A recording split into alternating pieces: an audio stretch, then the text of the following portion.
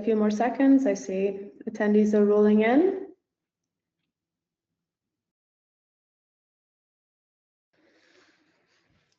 Okay, I think we can get started.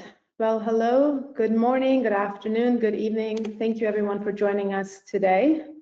We're going to talk about trials and building trust with our growers with better data. And before we get started, I want to quickly introduce myself, Sarah Basiri. I am based out of Florida, United States, as you can probably tell from my background. I joined Biome Makers about 4 years ago, and I head up our commercial and marketing activities. And Jacob, if you don't mind introducing yourself as well, and we'll get right to our webinar. You bet. Jacob Parnell. I am one of the agronomists here with Biome Makers. I got my PhD in microbial ecology from Michigan State University, and I've been in academia and industry and kind of NGO, like UN work in the past. I started at the same time as Sarah, but then I took a couple years, went and worked with the FAO, took the family to live in Rome for a year. So before coming back to Biome Makers, and the whole time it's been working on sustainability, on soil biodiversity, on plant microbe interaction. So the whole area around kind of the nature-based solutions and sustainability and improving productivity. Well, we're glad to have you back, Jacob, and thank you so much for joining me today. And so before we get into the actual presentation, wanted to just run over some housekeeping items with everybody. There is a question panel on your screens. You don't have to wait until the end of the webinar to ask questions. Please feel free to add them in. And we've allocated about 10 minutes at the end, and we'll try and get through as many questions as possible. And if we don't get to your question, we'll make sure we'll send you an email with a response. This webinar is being recorded, and we will follow up with an email within the next 24 hours or so and send you the recording in case you want to rewatch it. And as always, if you have any questions or anything else that you didn't get to during this webinar, feel free to reach out to myself or Jacob. Our emails will be included in the follow-up email, or you can connect with us on LinkedIn as well. Okay, without further ado, let's get started. So we're here to discuss how we can build grower confidence with better data. We know, it's pretty much the essential currency of proof, and yet we see frustrations across the industry with inconsistent results. There's frustrating field variability and product claims that the sales team sort of struggle to definitively prove.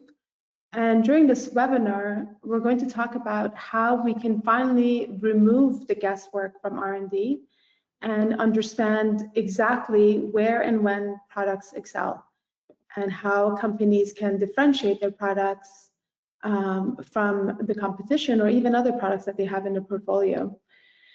So before we get into all that great stuff, I wanted to share with you a little bit about who we are and what we do first.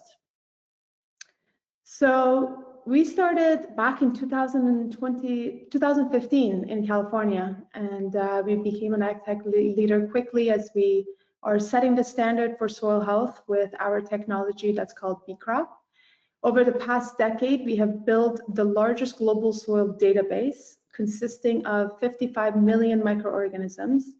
Our technology has been utilized to advance science, resulting in 35 scientific publications, and many global organizations and companies are using our technology to back their claims scientifically and support their commercial teams with data-driven insights. And some of these partners are highlighted on this slide, and we'll get into some case studies in a minute about some of these partners as well. So with our technology, as it's housing currently the most amount of samples that have been collected across 56 plus countries. We have also analyzed over 400 biological products and management practices, and have, I think at this point, covered every single crop. I think to this date, we have 201 crops actually analyzed. With labs across the world, we have the ability to run trials and projects anywhere, making it super easy and fast to deliver results. And our technology is helping thousands of farmers across the globe with product recommendations and agronomic insights to help them save money, time, and become more sustainable and realize the return of their investments. So a little bit about us, and now getting into our technology. Interesting stat that I think most of you on this webinar probably already know. 1 gram of soil might harbor billions of microorganisms. And to put that into perspective, that's more than the entire population of the world. So to summarize, soil is complex, and in order for us to understand it, give it what it needs, and help it become healthier, we need B-Crop, which is a technology that we have developed at Biome Makers. And with B-Crop, with a spoonful of soil, this is actually how small the tubes are. With 1 little tiny spoonful of soil, we extract the DNA, we analyze the fungi and the bacteria, which are the most reliable indicators of soil health, and we then turn the sequences through our bioinformatics pipeline, that again houses the world's largest global soil database, and deliver insights through a digital platform, providing trial results, recommendations, predictions, and a roadmap to meeting sustainability goals. And we'll get into that a little bit later. Now, presenting a full picture of how products are performing, where and when they perform best, we need to go beyond just the soil samples. We need a robust database to draw from and compute the functional and ecological findings, consider all the other parameters like environmental data, satellite imagery, NDVIs, and then use machine learning to deliver the results. And this is what makes our secret sauce and why we have become a trusted partner to many organizations and farmers globally. Now we're going to get a little deeper into the science, but it's just about 2 slides, and we'll get into some case studies and some more exciting takeaways for this webinar. But to understand this and why this is very important, I want to talk about the first part, which is the sequencing, the most important part. Jacob, before you joined Biome Makers, you had opportunities to use both shotgun and Applicon sequencing. And obviously there are a lot of companies out there and universities that offer shotgun sequencing. Why is our way of sequencing different and important, especially when it comes to trialing products and making sense of the data and connecting that to biological or farming needs?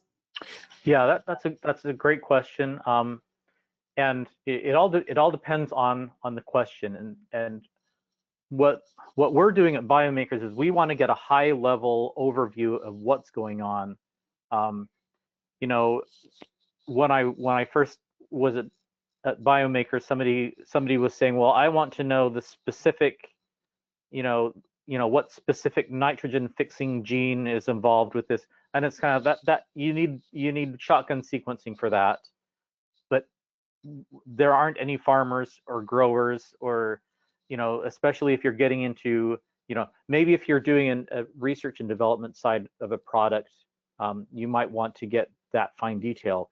But if you're doing a marketing, if you're doing in-field analysis, something that's going to the farmer, that's a lot more information than you need, and it's really quite expensive to get that. So we look at the microbiome, and the soil microbiome is very sensitive. So if you make some change to the environment, the soil microbiome is going to be the first to react. It's going to be the first to change. And so whether it's I'm doing a new practice, I'm putting on a biological product. We also do work with fertilizers, and whatever it is that you're doing to the soil, the microbiome is going to react, and that's really what universities are doing is they're saying, okay, what happens if we change the amount of carbon dioxide that, indicating, what, climate change and greenhouse gases, how does this affect the microbiome? They use the same tools that we're using to look at those changes. And so what we do is we extract DNA from the soils. These circles, I've put them as bacterial because bacteria usually have circular DNA. And if you were to do shotgun metagenomics, you would sequence all of that because you would want to see everything that's going on. But in our case, in order to make it affordable, in order to, we don't need that level of detail. We do amplicon sequencing. So there's this small little piece of DNA. For bacteria, it's called the 16S sequence, and for fungi, and archaea, and for fungi, it's the ITS sequence that we're looking at. And these are what is used generally by academia, by companies, by everybody to identify what the bacteria or the fungi are. And so basically from that, we're able to get all of these little pieces. So we're not sequencing everything, we're just sequencing these little pieces. And from that piece, we're able to say, here is the list of all of the organisms, as well as the abundance of each one of those organisms that we have in the soil. So we're able to look at that and we're able to say, this is, you've got this many numbers of bacillus species, and we can get down to a species level. In some ways, some areas, some groups, we have to stay at the genus level. But so as an output, we would get this big, long list of all of the organisms that we found in the soil, as well as how many there are. And then we've got the separate kind of database where we've gone through all of the publicly available data of sequenced genomes to be able to say, okay, well, what does that bacillus, species that we found, what does it do? What is the full genome sequence? So we're kind of skipping the step of actually sequencing that one and saying, well, we know it's that organism, and that's already been sequenced somewhere else. So we've got all that information. And so what we're able to do then is start to put it at a high level information, because most growers, most marketers don't want that huge long list of all of the species. And so we condense it to say, well, this group of species, this is their importance in the ecosystem, in an agricultural context. So there are certain organisms that produce phytohormones. There are certain organisms that either make nitrogen available either through degrading organic matter or through nitrogen fixation. And then there are other organisms that use that, and so they're competing with the plant for that available nitrogen. And so they're phosphorus, and so we're able to look at all of these pathways at kind of that higher level, to be able to say, how is a practice, how is a product, how is whatever it is impacting these nutrient cycling, or introducing these plant health products like phytohormones or stress response pathways that the plants have. And so from that, then kind of the next thing we're able to do is we're able to put together these pathways and kind of say, okay, if we're to look at this, what does this look like as far as a nitrogen status from the biological perspective of the soil? So we're not actually measuring the nitrogen, we're measuring the organisms that are cycling the nitrogen. And if we've got sometimes we like to compare it to a car engine. We're not looking at how much gas is in the engine. We're looking at, what is the power of the engine itself. And so do you have a V10, or, do you have a, really powerful engine, or, is it, a scooter engine that you're looking at? Because that's going to make a lot of difference when you're kind of starting to say, well, how much gas do you have? Well, it depends. It depends on what you want to do. So really, that's kind of what we're doing with these nutrient pathways. And then what we're able to do is we're able to kind of put that on a scale. So we take your score of your soil sample, and we look at what is the abundance of, let's say, phosphorus solubilizing organisms and that potential of your soil, and how does that compare with all of the other soil samples we've collected? And then we put it on a scale of 1 to 100, where 100 is, this is the highest abundance of phosphorus solubilizing organisms we've ever seen, and then 0 is, this is the lowest. And so we're able to kind of say, here's how it compares kind of on that distribution. And so we're able to give you a score between 0 and 100 to say, this is kind of how your soil is ranked in that.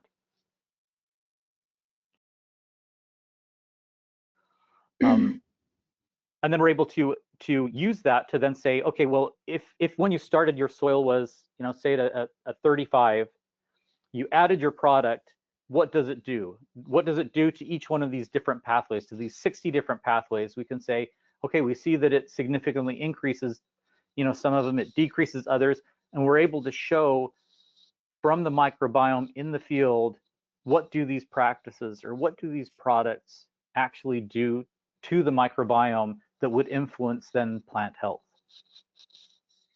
Which is key to ensuring that you're going to run successful trials to start with, but then also having a set of trials that are run across different environments and different soils and different crops to be able to then see the difference of the performance of your product, which we'll get into now, as to talking about how trials are actually set up and how we work in our process.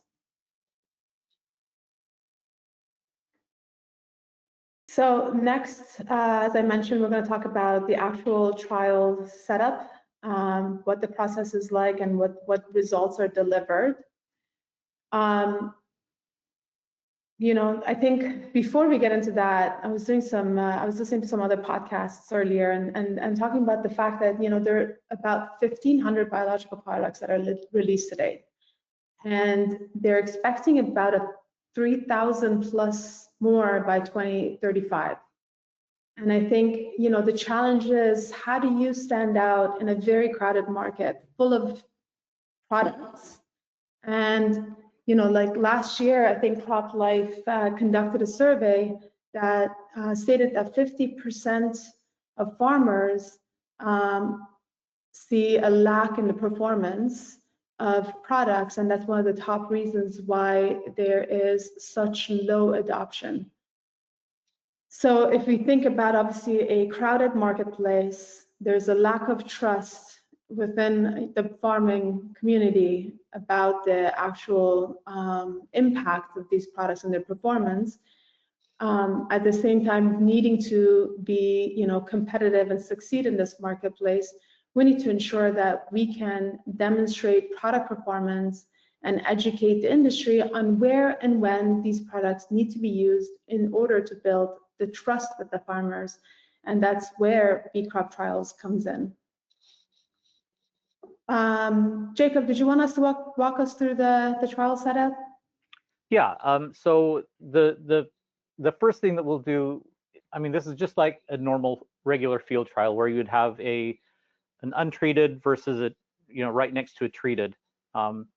And one of the differences with what we do is we would go before you've done anything, and we would collect a soil sample. So this is just to get the baseline, because here we have a control zone and then a to be treated zone, and there are going to be some differences in the microbiome just spatially. And so we want to get that to start off with. And so we would have basically a time 0 of collecting samples. And the other good thing about this is that we're doing this replicated. So we're collecting multiple samples so that we can do the statistics to actually show that we do have statistically significant differences in some of these different metrics that we're looking at. And then what we would do is after we've done that treatment, whatever it is, we would then go again and collect the replicate samples from the control zone where we haven't done any treatment, as well as the treated zone. And then we'll start to look at those, the changes that we see in the microbiome, and we can then because we've done it this way, we can take those and say, these are the changes that are due to the product in the soil. And there are a couple of benefits to doing this. That, I mean, we'll expound on this a little bit later.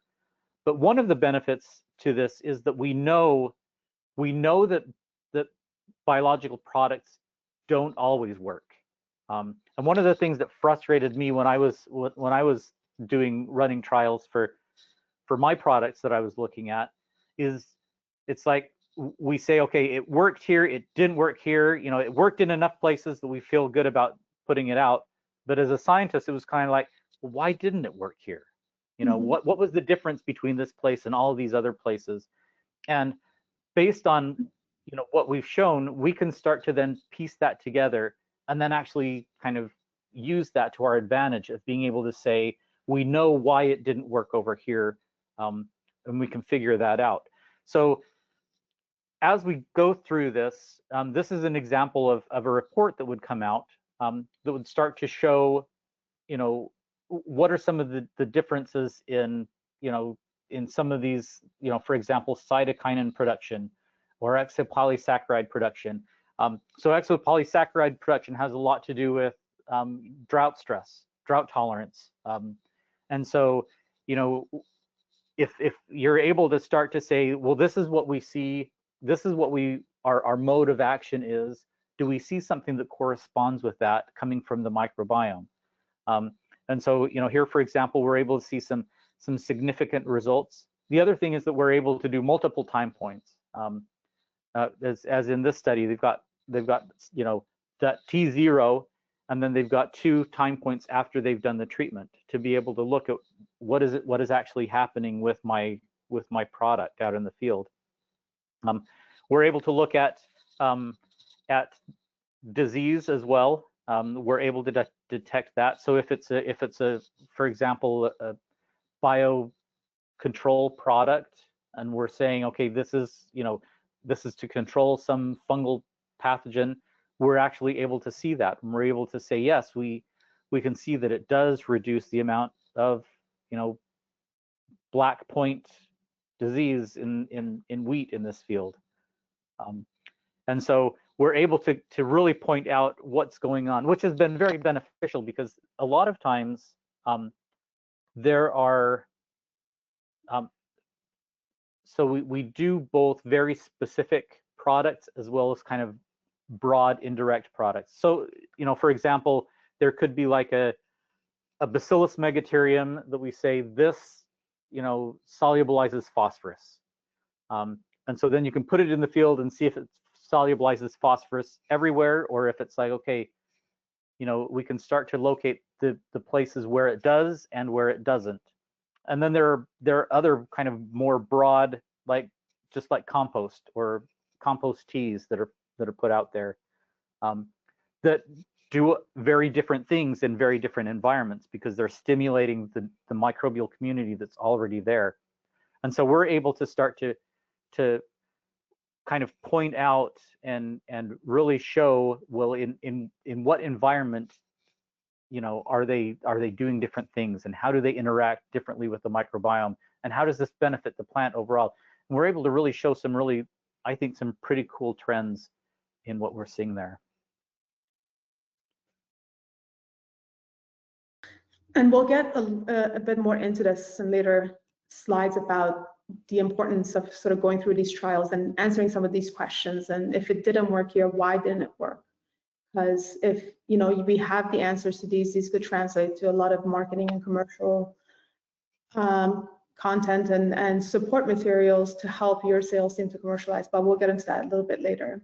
Thank you for going through this. Yeah, and here are just, you know, some of the things that we've been able to look at. I mean, we've got a lot more than this, but, you know, we talked about disease. We've done some where it's looking at actual plant growth and yield. You know, variables affecting input. So a lot of times we've got groups that are saying, well, I want to combine my product with something else to look at how it interacts. We were able to look across different locations to where they say, well, you know, does it work as well in a clay soil as it does in a sandy soil, and does it work as well in, or even different crops? Another question that sometimes you have as a manufacturer of a product is saying, well, how long is my product effective? If I put it in, at let's say a V2 stage for corn, is it still plugging away at a V4, or does it just kind of die off and get outcompeted in the soil?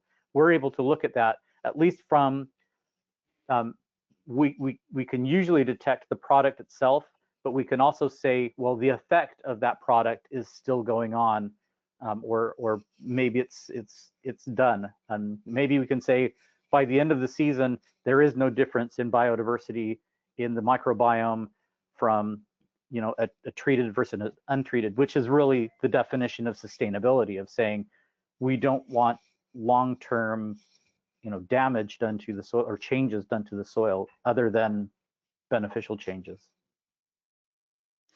So let's talk about a couple of case studies so we can give some perspective into some of the clients we've worked with and some of the trials they've run with us. Maybe starting out with Bayer, a really great partner of ours. We've worked together for many years. We've published scientific papers together and attended several events to talk about some of their trials. Jacob, want to walk through this case study with us a little bit, and then we have two more to go through.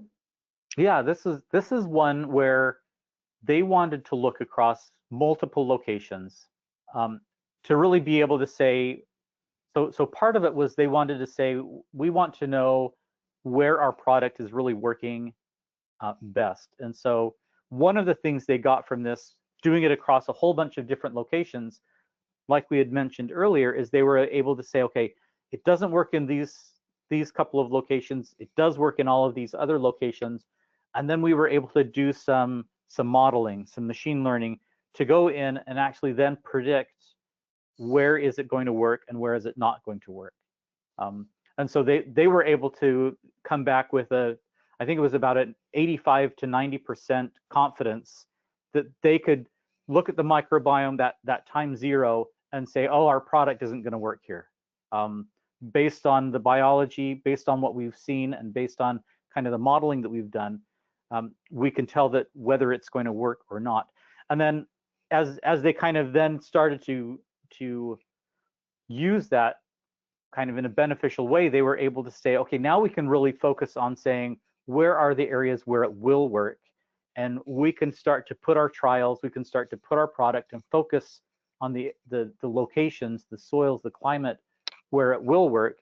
And we're able to then see, because you're getting rid of all of those ones that are not working, you're able to really kind of highlight and say, yeah, we're able to see a 41% higher yield when we put it in the right place.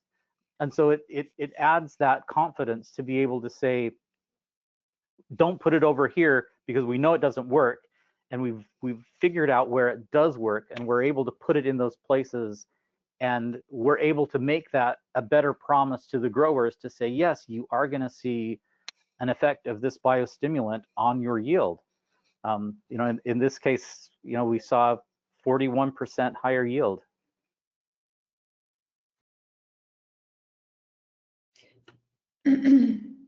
Let's talk about another client, Anglo American, very interesting product.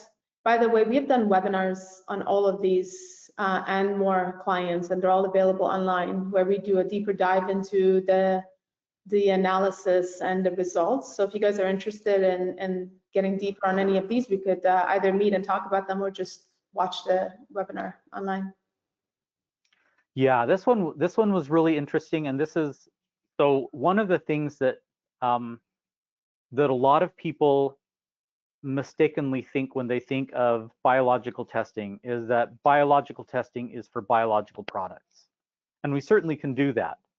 But this was a case where they said, well, we've got a mineral fertilizer that is low carbon, it looks great, but what we want to do is we want to say, does this negatively impact soil health, or does can we start to use this as a beneficial kind of a product, an input, a fertilizer that they can use to replace some of the synthetic fertilizers that do cause some problems.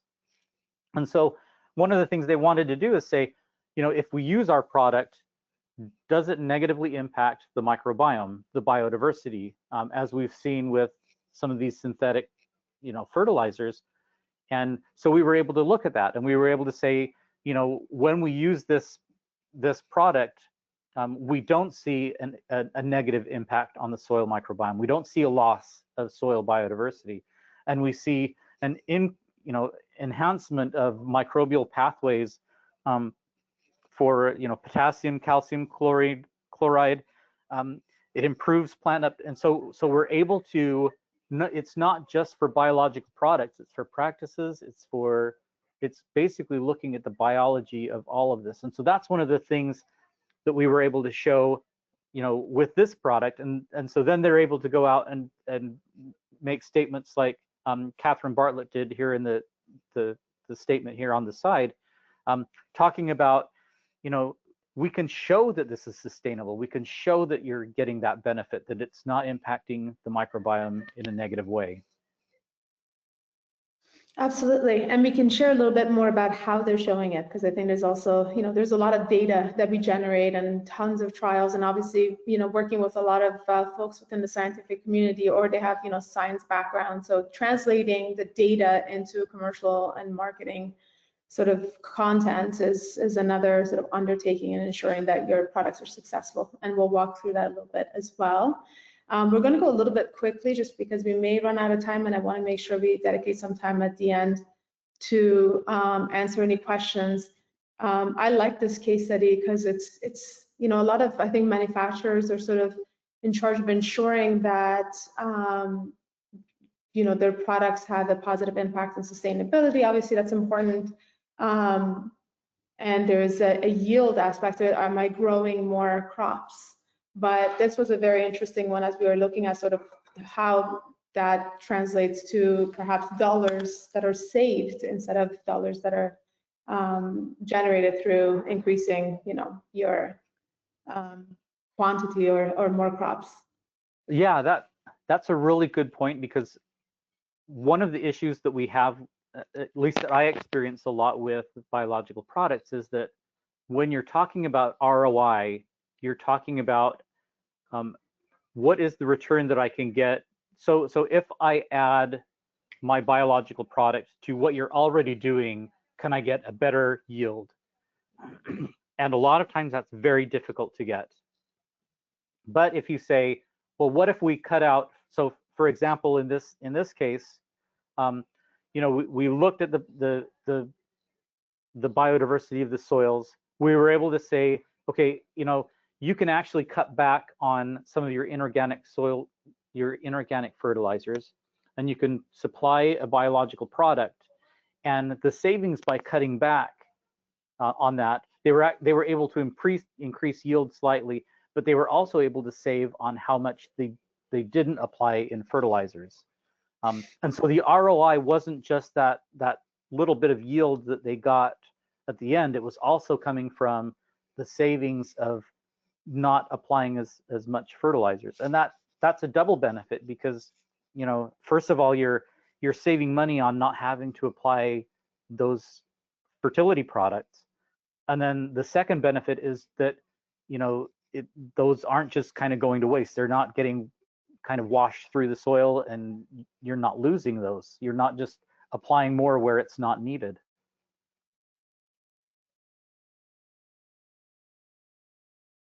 Absolutely. We have tons more case studies on our website. Again, please feel free to visit those and watch any of the webinars we've done in the past, and to learn more about these projects. I want to sort of switch gears now and talk about the connection between R&D and commercial teams. Manufacturers spend millions of dollars and so much time on research and development of their products. And as you can see already within just the several slides, there's so much you can gain and so much insight you can have from these the data points and even dig deeper into finding why certain things are not working the way that you want or had predicted, and as a result get more data, and you get so much insight into your products. But unfortunately, the time and the money that you invest doesn't always translate to success for a lot of manufacturers.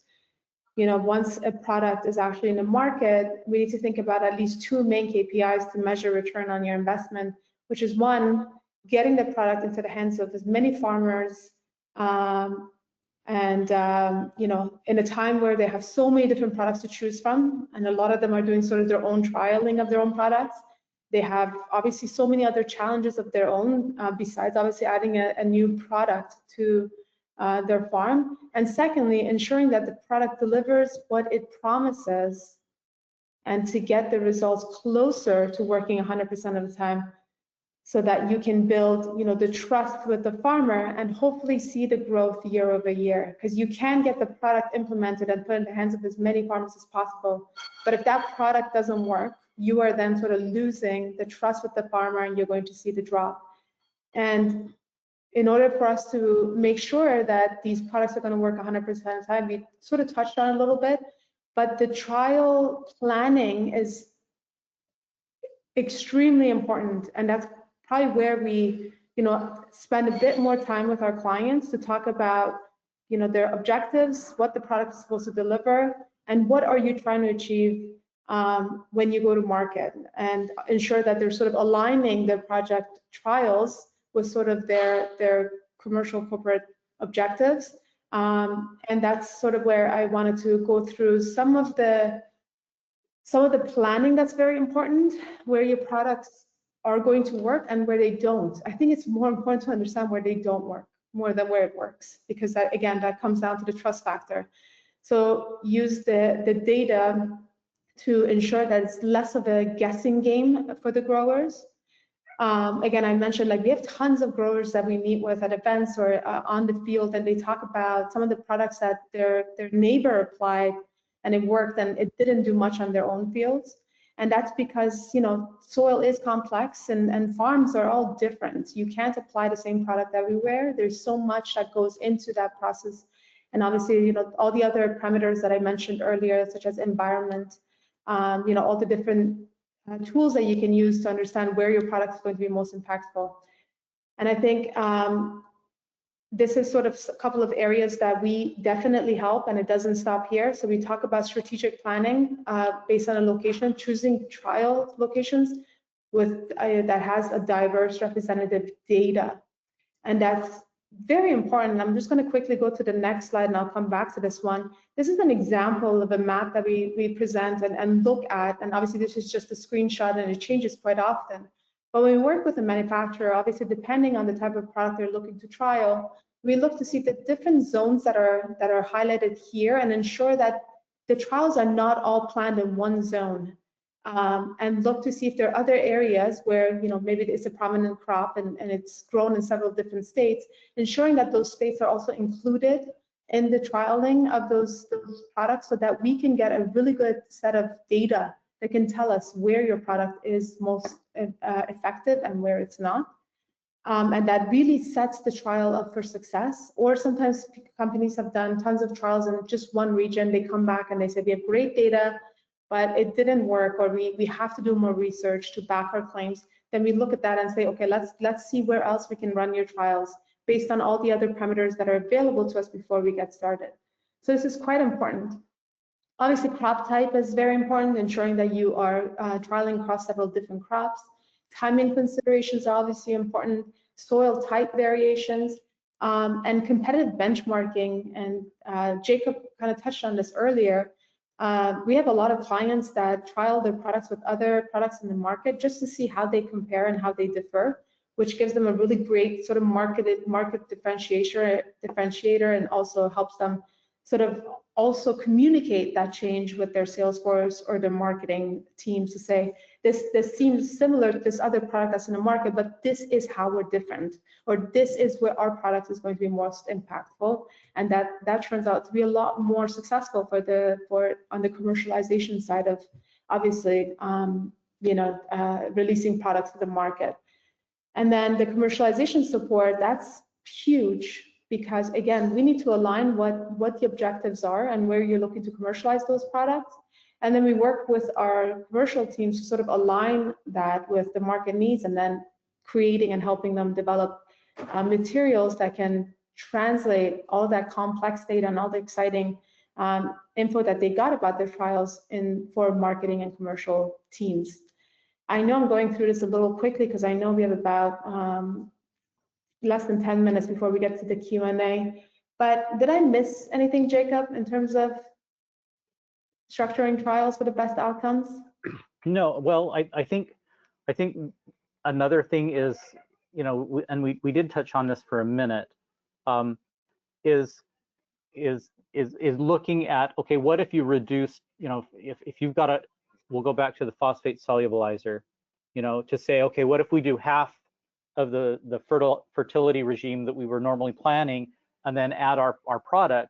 So then you can say, yeah, we still get the same level of yield and phosphate and everything, and then you can start to model out the ROI of saying, this is how much you can cut back on these fertilizers, and this is how well this product interacts with, you know, different products or different managements that are already being used out in the field. Another trial structuring that I love is when companies couple trials with sort of management practices as well. That gives them a whole level of insight that again can turn these trials into successful releases when they're thinking about what type of management practices are already implemented on the farm. How does this product is affected or impacted those management practices? Also, you know, again, comparing your products with competitors or products that are like in the market, but how does your product complement other products? And that's where we also see a lot of exciting data and insight. Yeah, kind of those synergies that you see. Exactly. Absolutely. So unfortunately, there's a bit of a disconnect that we see, especially with large organizations, when it comes to R&D and commercial teams. You know, the R&D is excited. They go through all these trials. They gather all this great data, which is amazing, and they get all these insights, and they develop these wonderful products, and they know their impact, and they go to market. Unfortunately, there's a disconnect there because a lot of that trial data is not really translated into simple marketing commercial content that the team can take out there and be able to sell the product. And a lot of times we see also that, you know, the trial data that we did find wasn't even mentioned a lot of times. It may have been missed. So, you know, it's the way when we collect data during these trials, it's, you know, we need to ensure that this is being transferred and want to make sure that we sort of run through a couple of different options that we present to our clients to help them through this process, but also utilizing technology that can really do the heavy lifting for the product releases is also a big part of a very you know, successful commercial release. And that's where I want to talk to you guys about our technology. So we talked about trialing. Now I want to talk about Bee Crop Farm. I think the simplest way I can do this is just to ask everyone that's watching this right now is to imagine a salesperson on a field that is creating a plan for a farmer and what they need to apply, you know, for their upcoming season. Now imagine this salesperson has supernatural abilities where they're able to see the billions of microorganisms below the soil and know exactly how they're interacting, what's happening there.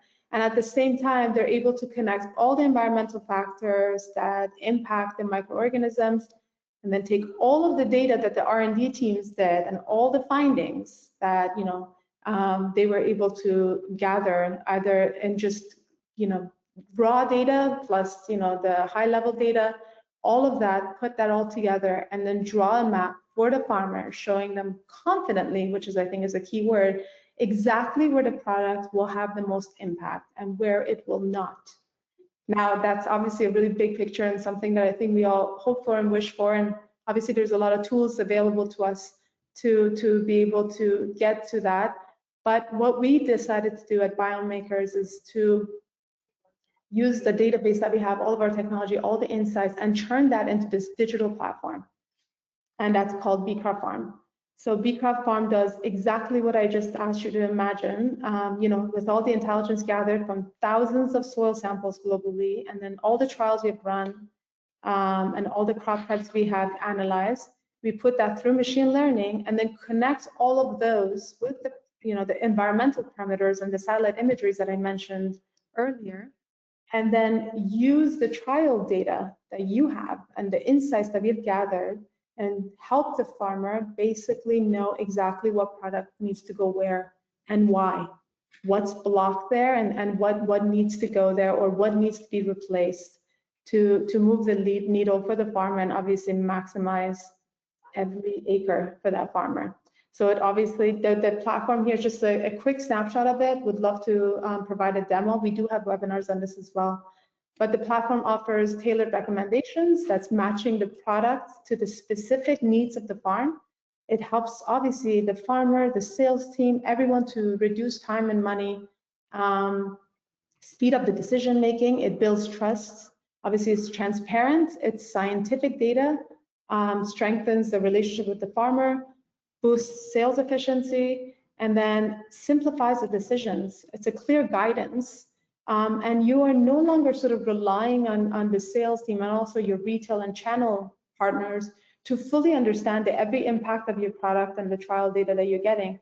You're putting that into the hands of technology that is much faster and can gather all of that information and match it to what the field actually requires. And we're seeing a lot of success with this. We're also seeing a lot of our CPG clients like Starbucks, who's running their sustainability programs globally and using Beecroft Farm to help their farmers assess their current soil health and give these farmers insights into the type of products, not the product names, but the category of products they need to apply, so that a farmer, let's say in Uganda, can go into their retail partner and ask for, let's say, a humic acid or whatever it is that the program or the platform is suggesting and recommending, and applying that to exactly in the areas that are needed. Sorry, again, I think I'm going through this very quickly, but is there anything else you wanted to add, Jacob? No, but if I could just maybe quickly summarize. So if I'm a grower, Sarah, you mentioned that there are 1,500 products out there, biological products, and it's going to be three. It's like, how do I know, what of those 1,500 products, I should even, how do I distinguish between any of these? So the idea is you go out and collect a soil sample and you get this kind of diagnostic tool to say, okay, your level of phosphorus is, maybe that's okay, but your level of nitrogen is really low. Then it's kind of like, okay, so somehow I need to move that needle for nitrogen. And then like we've got here, you'd be able to click on that nitrogen button and it would open up and say, look, when we've looked at soils like this, we have found that these are some products that really do move that nitrogen needle. So we've basically given them a scientific-based recommendation on, you don't have to do the 1,500 anymore. We have narrowed it down to these 5 or 6 or however many are the ones that we would recommend that would actually work in your soil on your field. And so by doing the trials, we're able to then use that to predict and to be able to recommend through this portal what products should be used. It's something that we're really hoping is going to be able to connect products and growers in a much smarter, more efficient way. Absolutely. I think the one request we got over the last 10 years from the industry was simplified reports, help our farmers get 1 or 2 things that they can do today to move the needle. And as much as you simplify reports, it's still very difficult to be able to map out your entire field acre by acre and tell you exactly what's needed where, what diseases you should be aware of, and what are some of the predictive things that we can present that can help farmers really win in the long and short term, and be able to, again, save costs. And this is the biological map that we're showing you here. We also present the physical chemical. So there's a button here, it's kind of grayed out. And you can do a side-by-side view of the map, showing you both biological and the fertility side. And there's times where biologicals not needed, and there's actually a need for chemistry, and vice versa. There's no need for chemistry, and if you do fix what you need on the biological side, you can fix the issue there. So it's really just the level of intelligence that I feel at least a platform, a tool or a technology can really deliver, that is just not going to be possible through sort of PDF reports that you print and look through and try to make sense of it all. So if anybody wants a demo of this, please let us know, send us an email. We'll be more than happy to schedule some time and just go through real life demos of different farms and show you how this all works. It's really a great way to commercialize your products and work with your commercial teams to connect all your trial data into a platform that can then really make it easy for them to understand where the products will work best. Yeah, and just one last thing, that I was at a conference several years ago. I was sitting next to a farmer, and there was a guy that was going up there, and the typical sales pitch of, oh, this product is amazing, it works wonders, it does everything, and he just kind of said, oh, that's just a bunch of baloney. I don't believe anything these guys tell me. And then a while later, a couple talks later, he had mentioned that if somebody could come to me and tell me not to put their product on, that's what would get me to trust them. If they were to come and say, you know what, I don't think my product is going to work in this part of your field, so I don't want to sell it to you because I know enough about my product to know that it probably won't work there. He said that would be refreshing, and that would gain his trust. So a couple of more things to sort of run through. Again, just going through this very quickly. These are manufacturers and companies that work either with several different channel partners, a large sales team, or even investors that are looking into their products. Clearly, like I mentioned, we have trialed over 400 biological products in management practices. So there's a lot of times that we can run trials and benchmark against what other products are sort of performing at. Obviously, we don't give away any details or private information about any of our clients, but we can share in terms of our database, how does your product perform compared to others? And this is a really powerful tool when you're trying to prove the impact of your product in performance. And even if you're not trying to sell that through your teams or your investors, this is just a great way of seeing how you are, again, benchmarking against others. Obviously, when we run several trials across several different states, countries, we create product placement maps. Again, easier way to say our product works here, our product works here, our product works here, and doesn't work in these other regions. And here's where we feel it works best. And again, compared with other states and compared with other products in our database. Last thing I want to mention is that a lot of times manufacturers or retailers use our third-party verification to help them sell the performance of their products, as it's been backed and validated by Biome Makers B Crop technology. I don't know, a few of you may have heard of Aglas, which is a US-based company now. I think they're expanding globally, where they have products on their website, and they're now sort of using any of the products that have been trialed through B Crop as, they put a button there where people can look and see the performance of that product. There is obviously B Crop logo that's now used on product. Sorry, I'm now losing my thought. On different product bottles and labels, just to show that it's been tested. Obviously, when they're going through product approvals with the governments, there's different data points that they can collect from the trials to use in getting the products approved.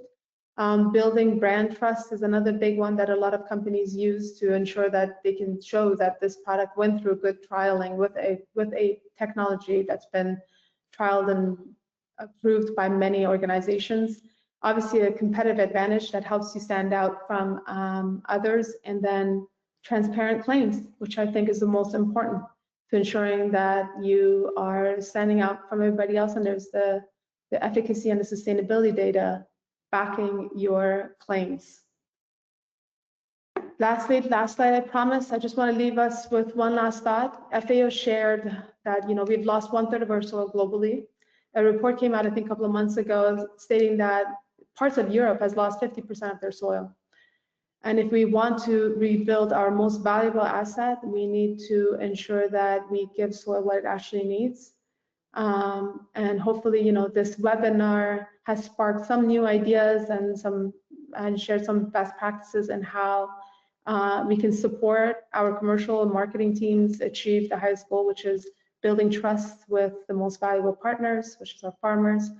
And we would love an opportunity to connect with you all and discuss your projects, goals, objectives, or provide more insight into the world of soil biology with our head of agronomy, Dr. Jacob Parnell, who's on this call, who I want to thank for being here, and our other agronomists on staff who can help basically talk about anything that may be top of mind or help you achieve some of the goals that you have coming up. And I know I didn't leave much time for Q&A, and just going to go through a couple here. And I'm just going to stop sharing my screen just so I can start seeing some of the questions that are, sorry, stop screen sharing. And questions, okay, we have received many. So I'm going to make sure that we get our agronomy team on this and they can get back to you.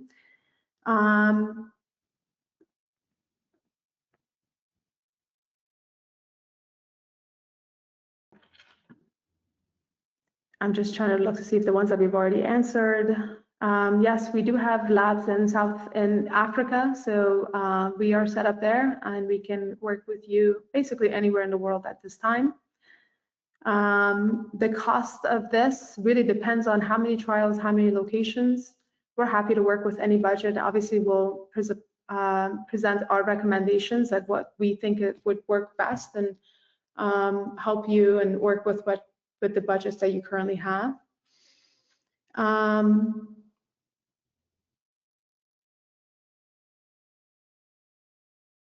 Sorry, there's one question that's very long, but I think we'll just get to it with an email. Maybe, Jacob, you could take this on. What do you mean by tailored recommendations? Could you please be more specific? So yeah, for example, if I'm a grower and I go out and I sample my field, and for example, it could be that I've got, and we actually have a case of this where we've got two center pivots. One of them looks great for phosphorus levels. The other one is very low. So it's kind of like, well, we're going to tailor this to say, in this field, you should add a phosphate solubilizing product. In the other one, you're probably okay, and there's probably some other product. We go and we say, what are the needs of the field? What is the biology saying that field needs? And we tailor the recommendation to the biology of the field to say,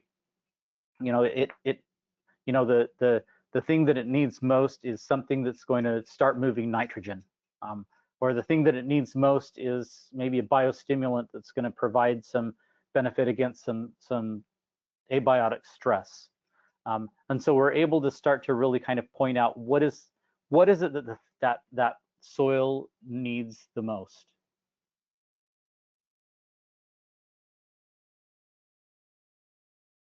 Thank you, Jacob.